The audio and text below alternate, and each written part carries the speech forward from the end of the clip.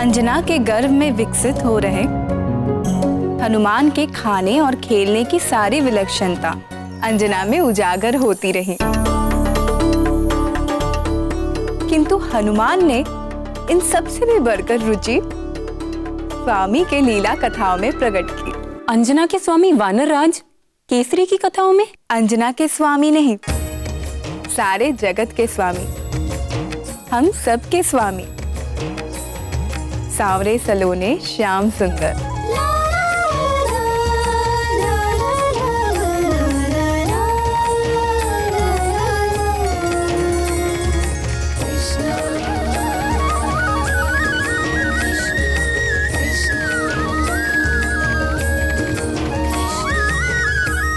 अंजना जानती थी कि गर्भ में भी शिशु सुनने लगता है, इसलिए माता गौरी की बात स्मरण करके वो निरंतर अच्छा ही बोलती और अच्छा ही सुनती।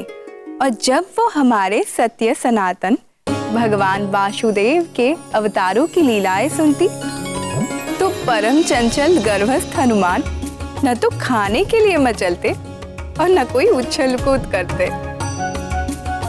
किंतु उन्हें ये सारी कहानियां सुनाता कौन था?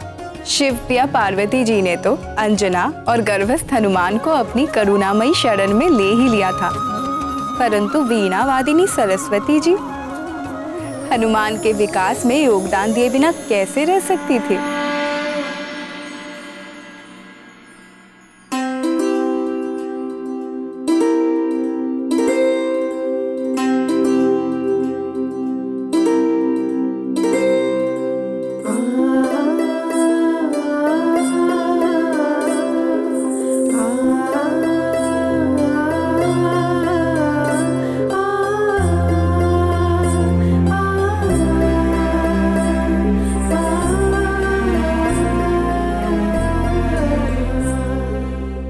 देवी अंजना, आज मैं आपको ध्रुव लोक के ध्रुव तारे की कथा सुनाऊंगी।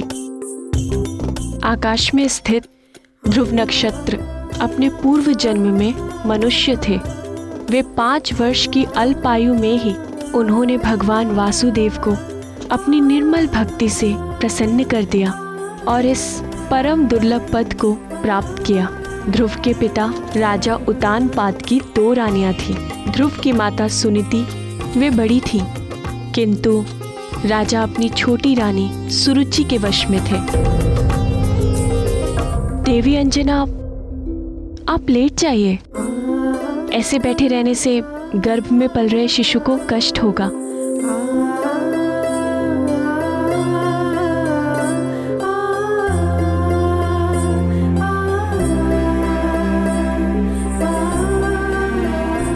राजा सदैव ध्रुव की सौतेली माँ और उनके पुत्र उत्तम के पास ही रहते।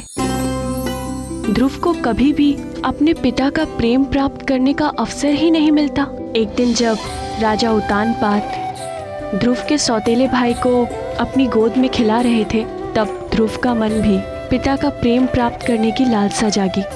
वो अपने पिता की गोद में जा ही रहा था कि उनकी सौतेली माँ ने उनका हाथ खींचकर उन्हें नीचे ढकेल दिया। सौतेली माँ के कटु वचनों से बहुत ही आहत हुआ। ध्रुव की माता सुनीति चाहकर भी अपने पुत्र को पिता का प्रेम दिलाने में समर्थ नहीं थी।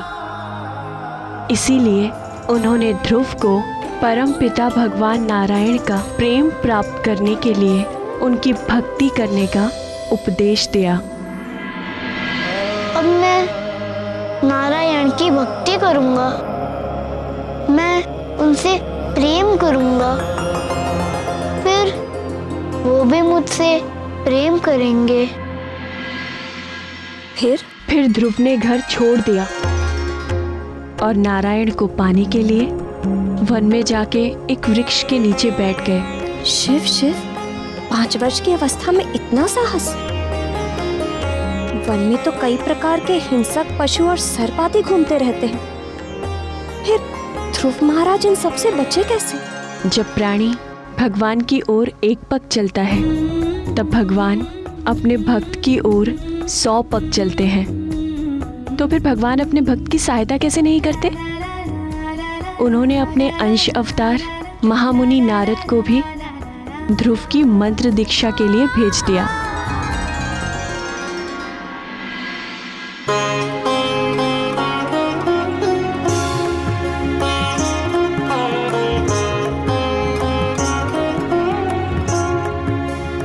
मेरे पीछे बोलो वत्स। ओम नमो भगवते वासुदेवाय। ओम नमो भगवते वासुदेवाय। ओम नमो भगवते वासुदेवाय। ओम नमो भगवते वासुदेवाय।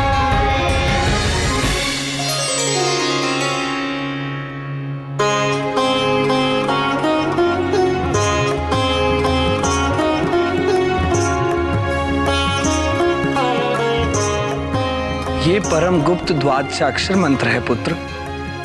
भगवान श्री हरि के सुंदर चतुर्भुज रूप को हृदय में धारण करके इस मंत्र का निरंतर जाप करने से तुम्हारे सभी मनोरथ सिद्ध हो जाएंगे।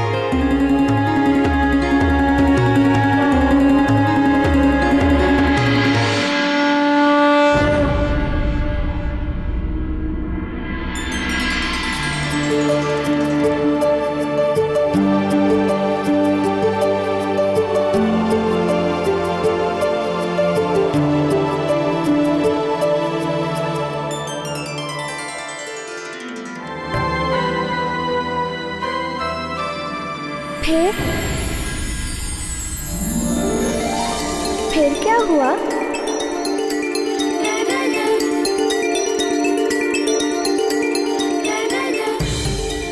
फिर 1 वर्ष की कठिन तपस्या के पश्चात ध्रुव को बैकुंठपति भगवान श्री नारायण ने अपने चतुर्भुज रूप में दर्शन दिए।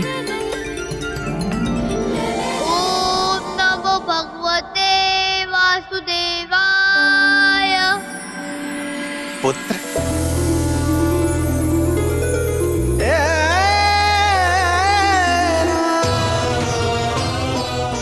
तुम्हारी निर्मल भक्ति से मैं प्रसन्न हूं पुत्र।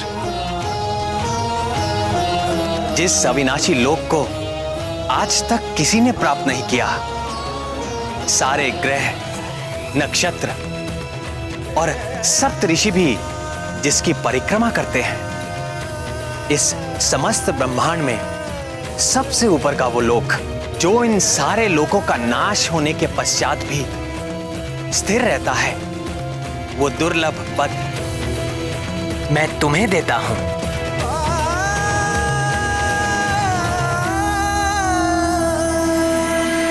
आशीर्वाद के पश्चात ध्रुव ने वर्षों सफल जीवन व्यतीत किया और अंत में ध्रुव तारा के रूप में स्थित हो विख्यात हुआ।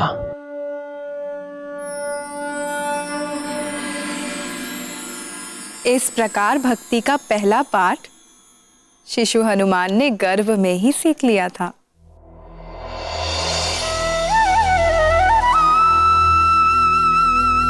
ये समस्त ब्रह्मांड मेरे वश में है, किंतु मैं अपने भक्तों के वश में हूं।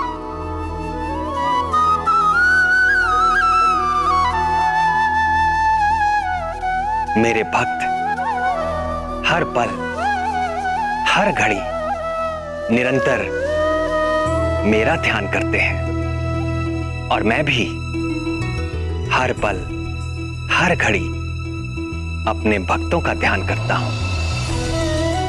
हर संकट से उनकी रक्षा करता हूं, उनकी हर इच्छा पूरी करता हूं, उनके जीवन की उपलब्धियों की रक्षा करता हूं और कोई आवश्यकता उपस्थित होते ही तत्काल उसका प्रबंध करता हूं। हनुमान की शिक्षा दीक्षा में मेरी रुचि देखकर सभी देवता उनकी सेवा में उपस्थित होने लगे। तो सप्त ऋषि भला पीछे कैसे रह सकते थे?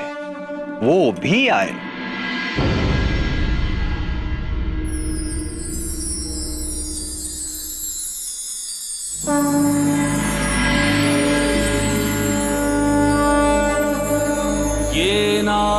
बद्धो बलिराजा दानवेन्द्रो महाबलः तेन त्वामपि बध्नामि रक्षे माचल माचल।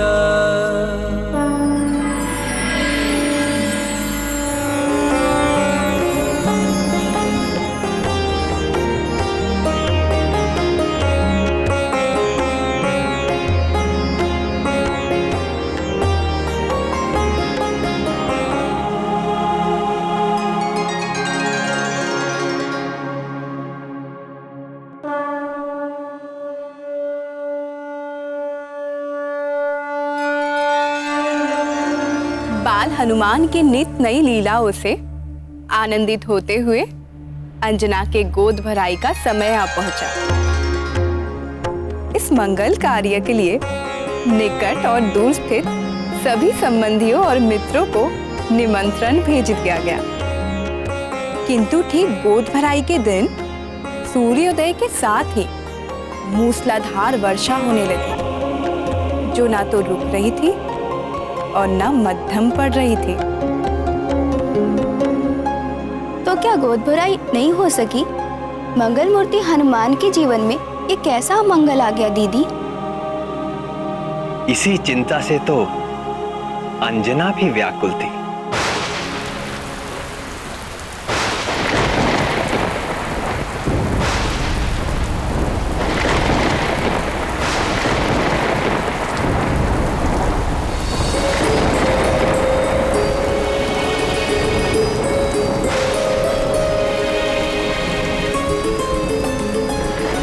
ये वर्षा तो रुकने का नाम ही नहीं ले रही।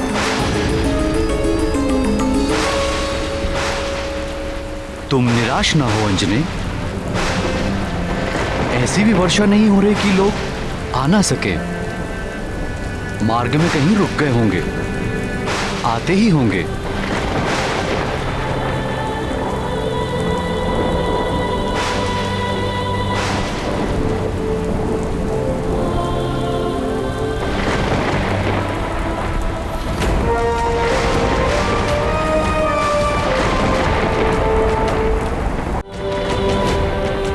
सदाशिव, मेरे लाल के प्रथम उत्सव में यह अशिव अमंगल बाधा क्यों? आपने तो कहा था कि वो आपका तेज होगा। आपके अपने अंश स्वरूप के साथ ऐसा अन्याय क्यों? मेरा पुत्र हमारे प्रियजनों के आशीष से वंचित क्यों? हे हर, मुझ दुखियारिन का दुख दूर कीजिए।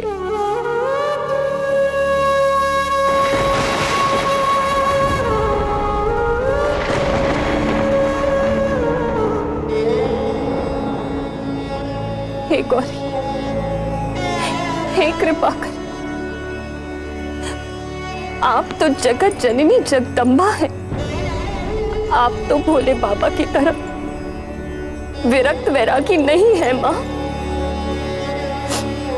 आप तो अपने संतान के दुख दूर करने के लिए सदैव तत्पर रहती। यदि मुझसे कोई भूल हो गई हो तो उसका दंड आप मुझे दीजिए, किंतु गोद भराई के इस पावन अवसर पर मेरे लाल को आशीर्वादों से वंचित मत कीजिए। हे ममतामयी मां, मैं अपना आंचल फैलाकर आपकी ममता की भीख मांगती।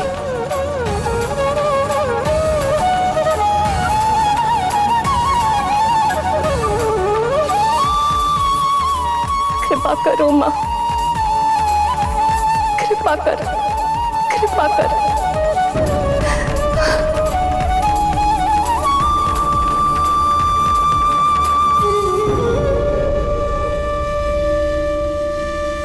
मैंने तेरी पुकार सुन ली है पुत्री, धीरज रखो। गोद भराई होगी, पूरे अनुष्ठान के साथ होगी और तुम्हारे पुत्र को आशीर्वाद मिलेंगे, और ऐसे जैसे किसी को ना मिले होंगे।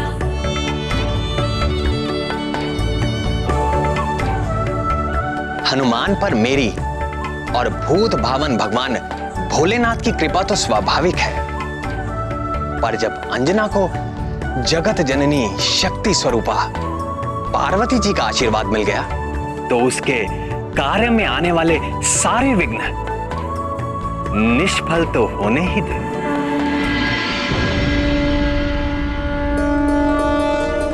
देवी लक्ष्मी,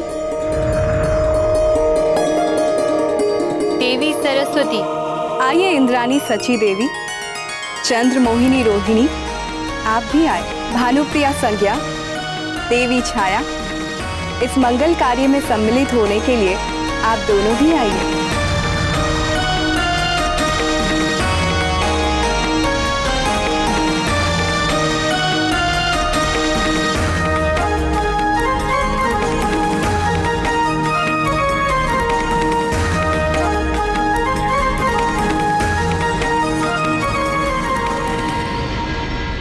प्रणाम महारानी। क्या हुआ? तुम इतना हाँफ क्यों रही हो? वो आ गई। कौन? हमारे संबंधी? वो तो नहीं आए, पर कुछ सुहागने आई हैं। बहुत खूबसूरत सजी धजी देवियों जैसी, और साथ में खूब सारे उपहार भी लाई हैं।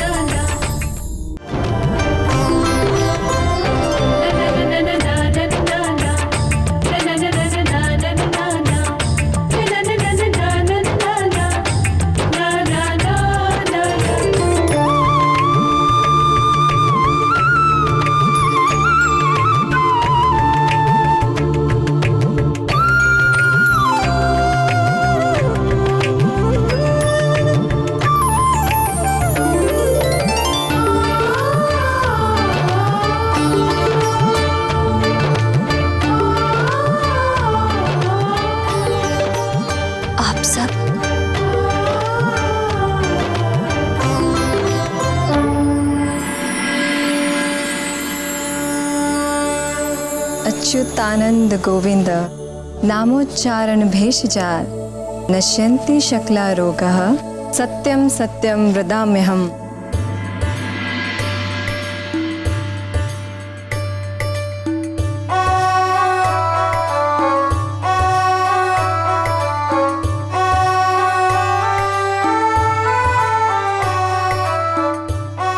तब पुत्रो जितेंद्रियो भविष्यति। मेरा लाल सभी इंद्रियों को जीतने वाला होगा।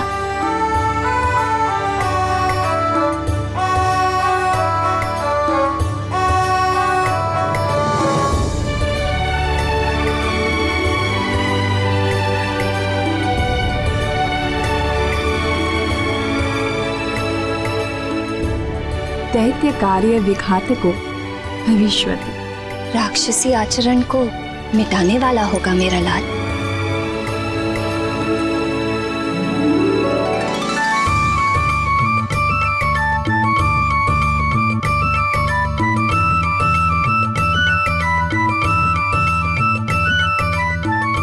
वेद विदांग विशारदो भविष्यति। मेरा पुत्र वेदों का विद्वान होगा।